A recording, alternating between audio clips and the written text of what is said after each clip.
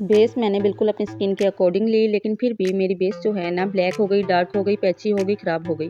अस्सलाम वालेकुम जी, I hope आप सब ठीक ठाक होंगे, खैरियत से होंगे। प्रोफेशनल मेकअप कोर्स क्लास 5 में आप सबका बहुत बहुत वेलकम है। हमने लास्ट वीडियो में देखा कि फाउंडेशन की सिलेक्शन कैसे की जाए, अंडरटोन को कैसे जाना जाए। तो आज जो है ना वो हम ये जानेंगे कि किस तरह से फाउंडेशन के ऑक्सीडाइजेशन से बचा जाए। तो जो फाउंडेशन ब्लैक हो जाता है ना, जब लगाते हैं हम, भले से वो मैच करे स्किन पर, लेकिन फिर भी ब्लैक हो जाता है, तो उसको हम आज पूरा सीखेंगे मिक्सिंग मैचिंग फाउंडेशन की, कि किस तरह से कस्टमाइजेशन की जाए बेस की, जो प्रोफेशनल की जाती है। तो वो सब सीखे। मेरे चैनल पर नए हैं तो प्लीज़ सब्सक्राइब कर दीजिएगा। एक बात जो मेंशन करना बहुत ज़रूरी है, ये जो ब्लैक, डार्क ब्राउन और ब्राउन स्किन टाइप्स होती है ना, जो स्किन टोन्स होती हैं, उनका भी जो है ना अंडरटोन कूल हो सकता है, यानी कि पिंक हो सकता है। ज़रूरी नहीं है कि आप इस तरह के लाइट शेड के हों या फिर फेयर के हों फेस आपका, तभी आप कूल अंडरटोन में आएंगे। तो अगर आपका कलर डार्क ब्राउन है, ब्लैक है, तब भी आप कूल अंडरटोन में आ सकते हैं। और अगर आप बहुत फेयर हैं तब भी आप वार्म अंडरटोन में आ सकते हैं। एक बात आपने याद रख लेनी है, undertone has nothing to do with your skin tone. ठीक है, अंडरटोन अलग है, स्किन टोन अलग है। तो अंडरटोन भले से आप कितने भी फेयर हैं, आपका येलो भी हो सकता है। सही है जी। तो चलिए जी जनाब, अपनी कॉपियाँ शोपियाँ नोटबुक्स वगैरह निकाल लीजिए और इसे नोट करना शुरू कर दें। तो सबसे पहले लिखना है right shade of foundation. Base की ऑक्सीडाइजेशन क्या होती है? ये ऑक्सीडाइजेशन क्या होती है? हर बार ये वर्ड सुना होगा, ऑक्सीडाइजेशन। ये क्या है भाई, आखिर होता क्या है ये ऑक्सीडाइज? मैं बताती हूँ कि ऑक्सीडाइजेशन क्या है। सबसे पहले तो अगर आप जो है ना, जो प्रेजेंट लिखने वाले हैं, प्रेजेंट मत लिखिएगा, मैं आपको लास्ट में क्वेश्चन पूछूंगी, वो बताइएगा। मिसाल के तौर पर जब हम एप्पल काटते हैं, ठीक है, सेब काटते हैं, अगर थोड़ी देर हम उसे बाहर रखते हैं तो क्या होता है, वो काला होना स्टार्ट हो जाता है, ठीक है, ब्राउनिश टाइप का हो जाता है। और अगर हम बनाना काट कर रखें तो वो भी काला होना स्टार्ट हो जाता है। ऐसा ही होता है ना।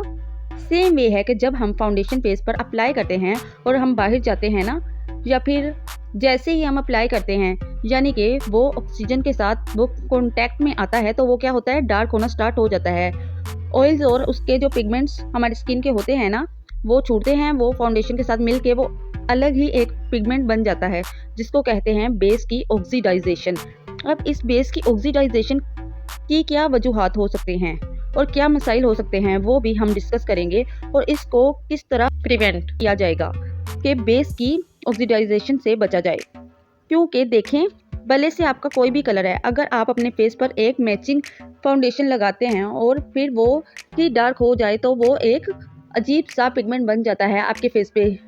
या हो सकता है कि आपने सीटीएम स्किप कर दिया हो। सीटीएम क्या है, इसके लिए आपको फर्स्ट वीडियो देखनी पड़ेगी, फर्स्ट क्लास देखें सीटीएम के लिए। या फिर आप स्किप करते हैं न्यूट्रलाइजेशन, यानी कि कंसीलिंग या फिर कलर करेक्टर यूज़ नहीं करते बेस लगाने से पहले। इसके बाद स्किपिंग सेटिंग, यानी कि किसी पाउडर के साथ सेट नहीं करते बेस को लॉक नहीं करते, बस यूं ही छोड़ देते हैं एंड देन वो ग्रे हो जाती है, ब्लैक हो जाती है। ग्रे होना अलग है और ऑक्सीडाइज होना अलग है, ठीक है। तो ग्रे जब होती है बेस, वो आप अपनी स्किन टोन से फेयर टोन लगाते हो तो वो ग्रे हो जाती है, लेकिन जब आप स्किन के साथ बिल्कुल मैचिंग लगाते हो तो वो हो जाती है ऑक्सीडाइज। आखिर ये ऑक्सीडाइज क्यों होती है?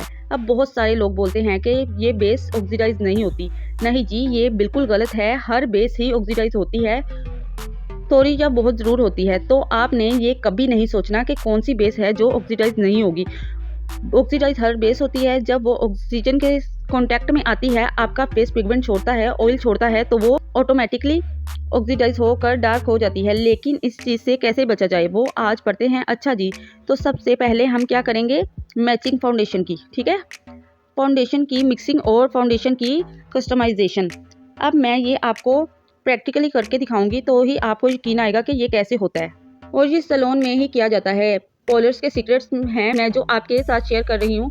ऐसा नहीं है कि आपको 10-20 हज़ार फाउंडेशन बाय करनी है, लेकिन क्या ट्रिक्स यूज़ करनी है वो मैं बताती हूँ। अब देखिए, मेरा जो फाउंडेशन है मिस रोज़ का शेड है, इसका जब मैं बेस की स्ट्रेचिंग कर रही थी तो मैं आपको यूज़ करके दिखाया था पिछली वीडियो में। ये मेरे हाथ से टिप टॉप मैच करती है, लेकिन जब मैं फेस पर इसे लगाती हूँ ना, तो ये इतना मैचिंग शेड है कि गायब हो जाता है मेरे फेस पे, और ये ऑक्सीडाइज होना स्टार्ट हो जाता है, यानी कि डार्क होना शुरू हो जाता है, ठीक है। बिल्कुल सेम डिट्टो भी मैचिंग नहीं होनी चाहिए कि आपकी बेस ऑक्सीडाइज हो जाए, ठीक है जी।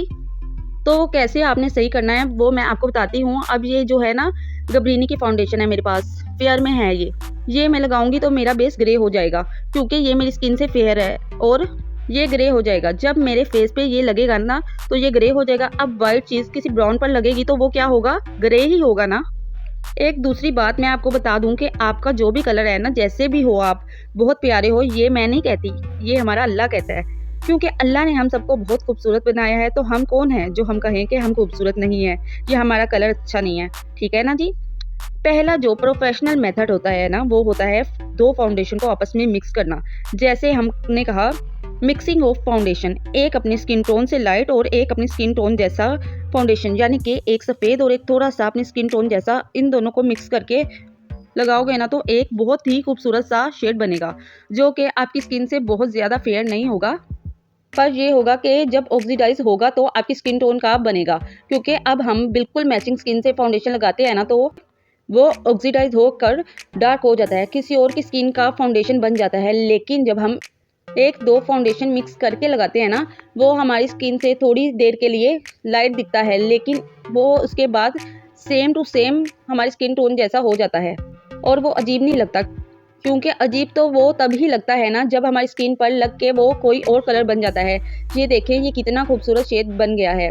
जब मैं इसको फेस पर लगाऊंगी तो ये बिल्कुल सेट हो जाएगा थोड़ी देर के बाद, ठीक है ना। ऐसा नहीं लगेगा कि मैंने कोई आटा लगा लिया। दूसरा मेथड है कंसीलर। आपकी स्किन से लाइट कंसीलर होना चाहिए, फेस से लाइट कंसीलर होना चाहिए, ठीक है। आपने क्या करना है, आपने फाउंडेशन के अंदर वो कंसीलर मिक्स कर देना है, या फिर पहले आपने फाउंडेशन लगा लेना है फेस पे। इसके बाद कंसीलर आपने जो है अंडर आईज पे, अपर लिप्स पे, थोड़े से फेस पर, यानी टी जोन जो मैंने बताया आपको, वहाँ लगा लेना है। इससे भी आपका जो बेस है ना वो ग्रे नहीं होगा, इससे भी आपका जो बेस है ना ऑक्सीडाइज होकर डार्क नहीं होगा। अब मैंने मिक्स किया, ये देखें अलग अलग दो शेड बन गए। अच्छा जी, अब मोस्ट अफोर्डेबल एक मेथड है कि आपने जो है ना अपना पाउडर वो अपने बेस से थोड़ा सा लाइट यानी कि फेयर रखना है। आपका बेस जो है मिसाल के तौर पे आपकी स्किन टोन जैसा होना चाहिए, तो जो आपका कॉम्पैक्ट पाउडर जो होगा ना वो आपने थोड़ा सा लाइट लेना है, यानी कि लाइट फेयर रखना है, ताकि आपकी बेस जो है ऑक्सीडाइज ना हो। यानी कि अगर ऑक्सीडाइज हो भी जाए तो पाउडर का जो टिंट होगा वो रहेगा हमारी स्किन पर, हमारे फेस पे, तो वो ऑक्सीडाइज हो के हमारी स्किन टोन जैसा बन जाएगा, ठीक है।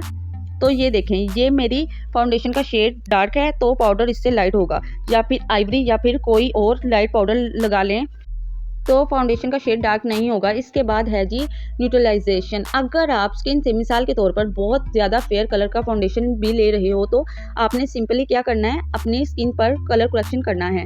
कलर करेक्शन बहुत ज़्यादा नहीं कर देना, बिल्कुल हल्का वाला करना है। या फिर बहुत फेयर फाउंडेशन आ गया है तो इसके अंदर आपने क्या करना है, तो कलर करेक्टर का एक दो ड्रॉप डाल देना है अगर लिक्विड वाला है तो, अगर नहीं है तो स्टिक वाला मिक्स कर सकते हो जैसे मैं कर रही हूँ, ठीक है। इस तरह से आपका फाउंडेशन का शेड बन जाएगा। लेकिन अगर आप चाहते हो ना कि हमें ये ना करना पड़े, ये झंझट है बहुत बड़ा, तो सिंपली आप ये ना जो अपने फेस पे कलर करेक्शन करो, कोई सा भी अपनी स्किन से लाइट फाउंडेशन लगाओगे ना तो वो ग्रे नहीं होगा। बस ख्याल रखिएगा कि ओवर ब्लेंड ना कर दीजिएगा कलर करेक्टर को, ताकि ऐसा ना हो कि वो हट ही जाए और ग्रे हो जाए फाउंडेशन आपके सामने। मैंने फाउंडेशन का शेड बनाया है, ये देखें ये शेड बन गया, हालांकि ये डार्क स्किन के लिए शेड बन गया। अपनी जो मैंने मिक्सिंग की थी पहले फाउंडेशन, उसके अंदर मिक्स किया कलर करेक्टर का शेड, तो देखें दूसरा शेड बन गया। अब मैं क्रायोन टीवी पेंट स्टिक लगाती हूँ, इसी में ही मैंने कलर करेक्टर का शेड मिक्स कर दिया, तो ये देखें एक बहुत खूबसूरत शेड बन गया जो मेरी स्किन पर बड़े अच्छे से मैच कर जाएगा। तो आपने ना जितनी आप क्वांटिटी बढ़ाते जाएंगे कलर करेक्टर की, उतना वो बेस को न्यूट्रलाइज करता जाएगा, शेड को चेंज करता जाएगा, ठीक है। अब ये दोनों शेड आप देख लें, ये एक ही फाउंडेशन है, एक ही बेस है, इसके दो शेड हमने बना लिए। इस तरह से आप मिक्स मैच कर सकते हो। अगर तो आप अपना पार्लर रन कर रही हैं तो आपके पास 2 से 3 शेड होने चाहिए, एक डार्क होना चाहिए, एक मीडियम होना चाहिए और एक फेयर शेड होना चाहिए, ताकि आप मिक्स मैच करके फाउंडेशन के शेड बना सकें, अपने क्लाइंट के हिसाब से लगा सको। देखें जनाब, हमने फाउंडेशन की मैचिंग भी की मैंने 2 फाउंडेशन मिक्स करके अपनी स्किन के साथ लगाया, ठीक है। उसके बाद फाउंडेशन की मिक्सिंग की, उन दोनों फाउंडेशन को मिक्स किया, ठीक है। इसके बाद हमने क्या किया, फाउंडेशन की कस्टमाइजेशन कर दी। अब जो मैचिंग हमने की थी वो कितने फाउंडेशन की थी, वो 2 की थी, ठीक है। हमेशा एक डार्क होना चाहिए, यानी एक आपकी स्किन टोन जैसा होना चाहिए और एक फेयर होना चाहिए फाउंडेशन आपकी स्किन से काफ़ी, ताकि आप जब चाहो जितना चाहो शेड बना लो, उसका कलर चेंज करते रहो, क्योंकि जो ये स्किन टोन होता है ना, ये चेंज होता रहता है, वेदर के हिसाब से चेंज होता रहता है। कभी डार्क हो जाता है, कभी क्या हो जाता है, कभी क्या हो जाता है। आप हर बार तो फाउंडेशन बाय नहीं कर सकते ना, तो एक फेयर शेड अपने पास हमेशा रखा करें और कोई एक स्किन टोन जैसा, ताकि आप वक्तन आप अपनी स्किन का टोन है वो उसके अकॉर्डिंग बनाते रहो। अब ये देखें, हमने कस्टमाइजेशन भी कर ली, हमने सेटिंग भी कर ली और हमने मिक्सिंग भी कर ली। अब मिसाल के तौर पर आपने काशिश का फाउंडेशन बाय किया, उसकी जो कॉस्ट है वो तकरीबन 3000 रुपये की है। तो अगर उसका रॉन्ग शेड आ जाता है तो जाहिर सी बात है कि वो आप यही कहेंगे ना कि मेरे पैसे ज़ाया हो गए, तो पैसे ज़ाया ना करें, एक फ़ाउंडेशन ले लें। अब ये मेरे पास ना गबरीनी की है, ये बहुत ही फेयर फाउंडेशन है, यानी आम फेस पर नहीं लग सकती, ठीक है। बहुत ही फेयर शेड है, बिल्कुल ग्रेइश टाइप का कलर है। तो ये ना मैं कलर करेक्शन के लिए यूज़ किया हुआ है। फाउंडेशन का भी कलर करेक्शन होता है, सिर्फ फेस का नहीं होता, तो ये कलर करेक्शन के लिए मैंने रखा हुआ है। जब भी मेरा कोई फाउंडेशन डार्क होता है ना, तो मैं उसके अंदर इसको मिक्स करके न्यूट्रलाइज कर लेती हूँ, यानी कि बिल्कुल सेम शेड बना लेती हूँ, या मैचिंग या उससे थोड़ा फेयर बना लेती हूँ, ताकि मेरी बेस जो है ना कभी भी अजीब ना लगे। तो आप भी एक ऐसा शेड बाय करके रख लो अगर आप सैलून रन कर रहे हो तो। अदरवाइज़ मैंने बहुत सारे ऑप्शन दिए हैं अगर आप घर पर मेकअप कर रहे हो तो सही है। अब मेरे पास ये गबरीनी का डार्क शेड है, गबरीनी का शेड नंबर 4। गबरीनी भी आप कहोगे काफ़ी महंगी बेस है, तो जो कलर इंस्टीट्यूट की है ना वो 500-600 में मिल जाती है। एक बार खर्च कर लें तो आपके बहुत काम आने वाली। अगर आप पार्लर रन कर रहे हो तो फिर तो ज़रूर भी लेकर रखो, फिर तो कलर इंस्टीट्यूट की बल्कि क्रायोलॉन की आप लेकर रखो, क्योंकि आपके क्लाइंट्स वगैरह आते रहते हैं, तो थोड़ी बहुत तो इन्वेस्टमेंट होनी चाहिए। लेकिन अगर आप लोग घर में कर रहे हो तो कोई मसला नहीं है, आप कॉम्पैक्ट पाउडर फेयर रख लो या एक कंसीलर फेयर रख लो। मैंने बहुत सारे ऑप्शन दिए हैं। तो अब जो है ये देखें, मैंने मिक्सिंग की, यहाँ पर एक फेयर शेड, बिल्कुल फेयर शेड, ये वो एग्जाम्पल है जो मैं कब से दे रही हूँ, एक डार्क शेड और एक फेयर शेड, यानी एक अपनी स्किन टोन जैसा और एक जो है ना फेयर, ताकि आपकी स्किन का टोन बन जाए। यहाँ पर मेरी मुन्नी मुझे बहुत ज़्यादा तंग कर रही है, आपको आवाज़ें आ रही होंगी। बहुत मुश्किल से वीडियो बनती है, बहुत मुश्किल से मेरे लिए, मेरे बच्चे हैं छोटे से, लेकिन आप ना मुझे सब्सक्राइब कर दिया करें। अब ये देखें, गबरीनी का फेयर शेड और गबरीनी का डार्क शेड मिक्स करके कितना खूबसूरत शेड निकलकर सामने आया है, टोटली चेंज शेड आ गया। तो इसी तरह आप जिस चीज़ की क्वांटिटी ज़्यादा रखेंगे उतना ज़्यादा आपका फाउंडेशन का शेड चेंज आता रहेगा। और इसी के अंदर ही मैं कलर करेक्टर का शेड मिक्स कर रही हूँ। अगर मेरे पास कोई और शेड ना भी होता ना, तो मैं इसी पेयर के अंदर ही कलर करेक्टर का शेड मिक्स करती, तो मुझे एक फाउंडेशन का शेड मिल जाता। तो आप भी इजीली इसी तरह ढेर सारे शेड क्रिएट कर सकते हो अपने क्लाइंट की स्किन के अकॉर्डिंग, अपनी स्किन के अकॉर्डिंग, क्योंकि जो ये टोन होती है ना स्किन की, जो एक लेयर होती है वो पूरी चेंज होती रहती है वेदर के हिसाब से। ये भी आपने कहीं लिख लेना है। और जी कोर्स को ज्वाइन करने का कोई तरीका नहीं है, सिंपली आपने यूट्यूब पर वीडियोस देखनी है और फीडबैक देना है अपना और नोट्स बनाते रहना है, ठीक है। एंड द कोर्स आपको सर्टिफिकेट मिलेगा। अब इधर गौर कर लें, देखें हमने पहले क्या किया, हमने 2 शेड लिए, हमने फाउंडेशन का एक शेड बना लिया। पहला मेथड ये था, ठीक है। इसके बाद जो है ना आपने पहले डार्क या फिर फेयर कॉम्पैक्ट पाउडर यूज़ करना है। अगर बेस बहुत फेयर आ गई तो डार्क यूज़ करें कॉम्पैक्ट पाउडर, और अगर डार्क आ गई बेस तो फेयर कॉम्पैक्ट पाउडर यूज़ करें, ठीक है। और फिर जो है ना कोई सी भी कंसीलर यूज़ करें, या फिर डार्क या फिर फेयर, डिपेंड करता है ना आपका फाउंडेशन किस शेड में आ गया है।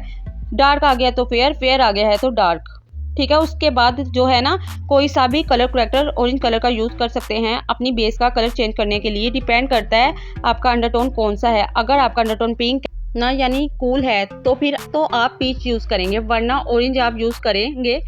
ठीक हो गया जी। चलें, मैंने जो आपको पहला पेज जो दिखाया था उस पर बात करते हैं। कभी कभी क्या होता है, हम स्किप करते हैं CTM, ये जो मॉइस्चराइज़र होता है ना, कभी कभी हमारा टिंटेड होता है, तो टिंटेड मॉइस्चराइज़र ना यूज़ किया करें, यानी फेस पर कोई कलर ना आए, क्योंकि वो भी ऑक्सीडाइज होते हैं फेस पे, फिर बेस ऑक्सीडाइज हो जाती है, ठीक है। उसके बाद है जी प्राइमर अक्सर रेडिएंट्स वाले होते हैं जो थोड़े कलरफुल होते हैं, तो वो भी ना यूज़ करें, बिल्कुल ट्रांसपेरेंट यूज़ करें, सही है। बाकी जो है सेटिंग पाउडर, कभी कभी क्या होता है हम बहुत ही फेयर टाइप का सेटिंग पाउडर यूज़ कर लेते हैं, ग्रे वाला लगा लेते हैं तो अजीब सा वाइट लगता है, तो ऑक्सीडाइज होकर फिर बेस खराब हो जाती है, ठीक है। उसके बाद जो है ना स्किपिंग न्यूट्रलाइजेशन क्या होती है, जो कलर करेक्शन आप नहीं करते ना, तो न्यूट्रलाइजेशन ज़रूर किया करें ताकि बेस कभी ग्रे ना हो, ठीक है जी। और एक ज़रूरी बात, कुछ इश्यूज थे जिसकी वजह से मैं आप लोगों को क्लासेस नहीं दे पा रही थी, वीडियो नहीं बना पा रही थी। इंशाल्लाह अब कोशिश करूंगी कि जल्दी आपका कोर्स कंप्लीट करवाया जाए, और क्राइलॉन के बारे में डिटेल से बताऊंगी मैं आपको, आप बस कमेंट लाजमी कर दिया करें। अच्छा जी, तो आज का जो सवाल है वो ये है कि प्राइमरी कलर्स कौन कौन से होते हैं, ठीक है, तो कमेंट में लाजमी बताइएगा। ओके जी, अल्लाह हाफिज़।